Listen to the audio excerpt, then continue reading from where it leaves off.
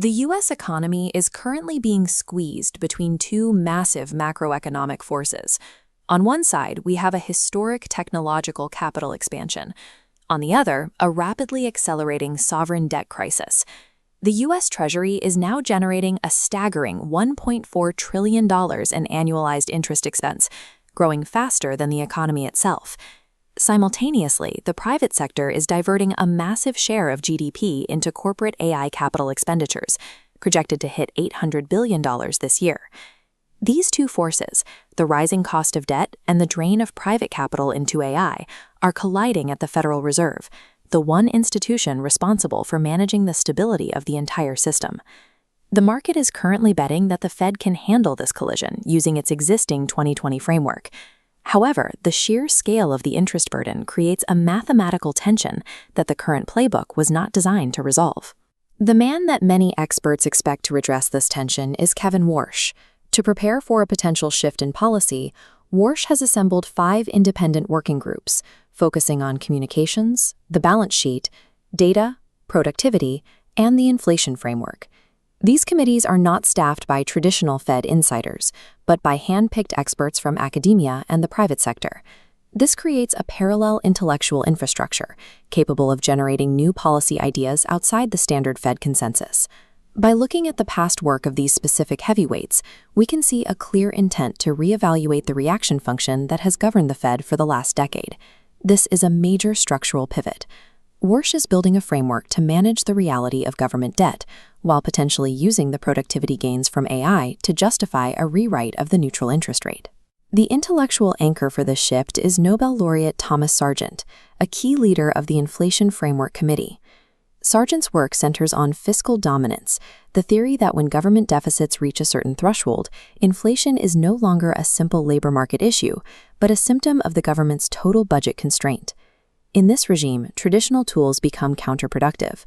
Raising rates to fight inflation increases the deficit by driving up interest expenses, leading to more bond issuance. To cover this interest, the government must borrow more, pumping massive new money into the economy. The scale of this task is immediate. The U.S. Treasury needs to finance nearly $12 trillion in debt within the next 12 months. This suggests the Fed can no longer rely on a simple trade-off between unemployment and inflation. Massive, persistent debt issuance is now a primary variable overriding standard monetary tools. This domestic funding pressure is now meeting a historic shift in global capital flows.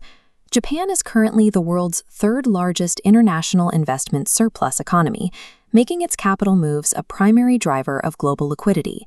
As Japan enters its own period of domestic reflation, it increasingly requires its own capital to fund internal priorities like AI and semiconductor manufacturing.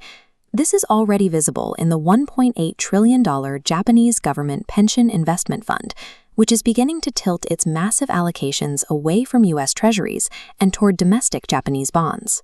When foreign capital repatriates at the same time the U.S. Treasury's borrowing needs are accelerating, it creates a severe supply and demand imbalance in the bond market. This shift leaves the U.S. Treasury in a precarious position. If the private market cannot absorb the sheer volume of debt being issued, the pressure on the Fed to act as the buyer of last resort and monetize that debt threatens its independence. To eventually lower interest rates without triggering a new wave of inflation, the Fed requires a massive expansion of the economy's supply side. This is why the Productivity and Jobs Committee, featuring Mark Andreessen, is so central to the Warsh Fed's logic. The thesis is that AI can deliver a productivity explosion, serving as a structural deflationary force that allows for faster growth without higher prices. This theory isn't just academic. It's being funded by that $800 billion build-out of semiconductor plants and data centers happening right now. By tying future policy to these productivity gains, the Fed could eventually use the AI boom as the justification to lower the neutral rate, providing the Treasury with much-needed relief. Because of these complex, competing forces, the market may be misjudging the timing of the Fed's next moves. The Warsh strategy is a two-phase play-action pass. In Phase 1, the Fed holds rates high to establish absolute credibility on price stability. Once secure, Phase 2 begins, using AI productivity to structurally ease rates in 2027, lowering Treasury borrowing costs. Investors expecting immediate, aggressive rate cuts may be surprised by a Fed that remains hawkish in the short term to earn the right to ease later. Now we have to look at how the stock market is actually pricing these risks.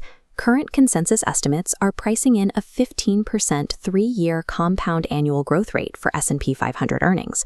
This chart shows how unusual that 15% expectation is.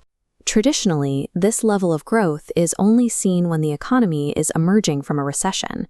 Seeing it now, late in an economic cycle, is a historical anomaly. This disconnect creates an acute risk. If AI capital spending projections are revised downward, the market will face severe volatility. Equities are currently priced for perfection, leaving very little room for error if interest rates remain elevated for longer than investors expect. In a regime defined by high Treasury yields and stretched stock valuations, standard passive investment strategies are facing significant exposure. We are likely to see a source of funds mechanic, where institutional investors sell their concentrated positions in megacap tech to manage their overall risk.